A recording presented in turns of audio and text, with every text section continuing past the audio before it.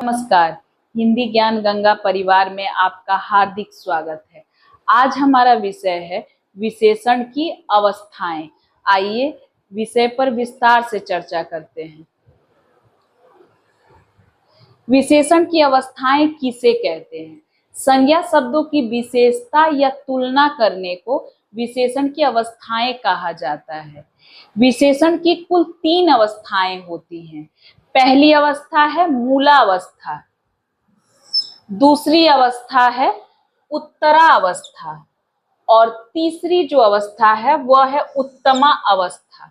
बारी बारी प्रत्येक पर हम चर्चा करते हैं। पहली जो अवस्था है मूलावस्था। मूलावस्था क्या है? विशेषण शब्द का जब वाक्य में अपने मूल रूप में प्रयोग किया जाता है।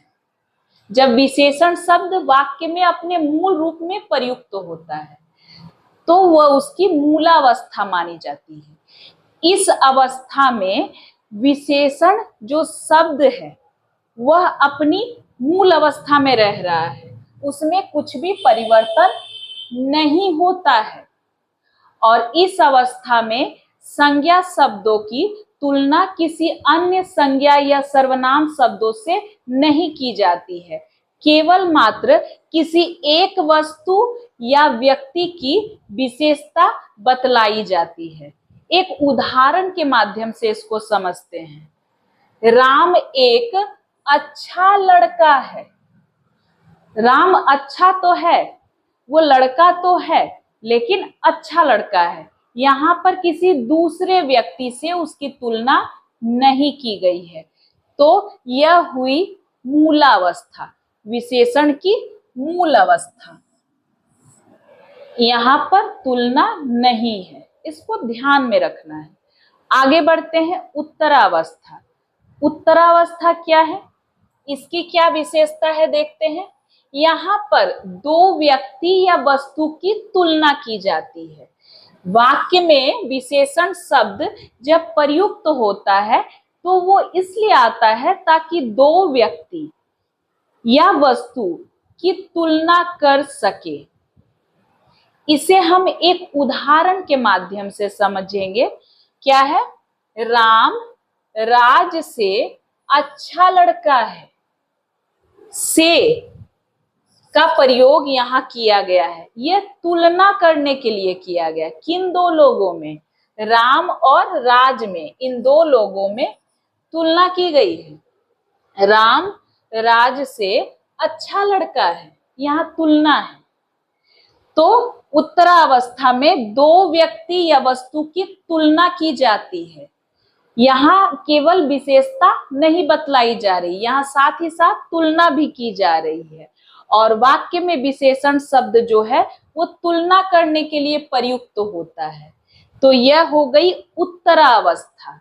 और जो यहाँ पर तुलना के लिए जो शब्द आएगा वो से है। यहाँ से का प्रयोग किया जा रहा है। यहाँ हम देखेंगे इसे।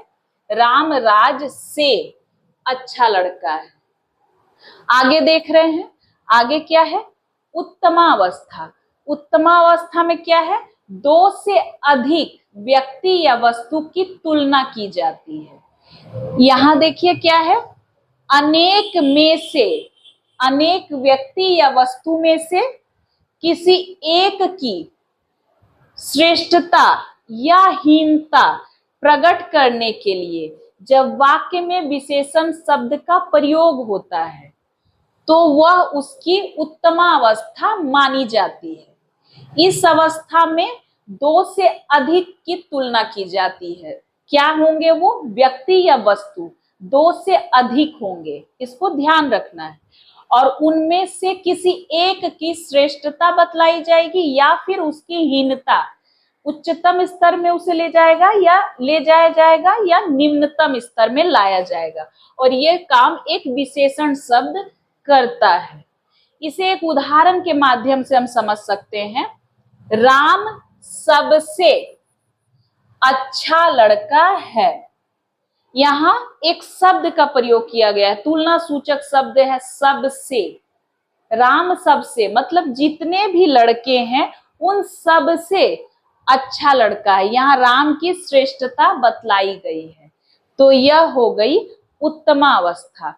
तो कुल मिलाकर हमने क्या जाना, विशेषण की अवस्थाएं कुल 3 हैं, और इन तीनों में क्या क्या नाम है इन तीनों के, मूलावस्था, उत्तरावस्था और उत्तमावस्था।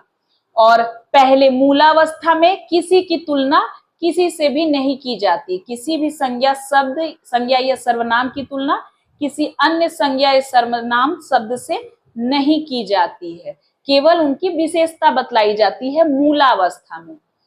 जब वाक्य विशेषण, जिन शब्दों का प्रयोग हो रहा है विशेषण का, जब वहां पर मूलावस्था हो, उस स्थिति में।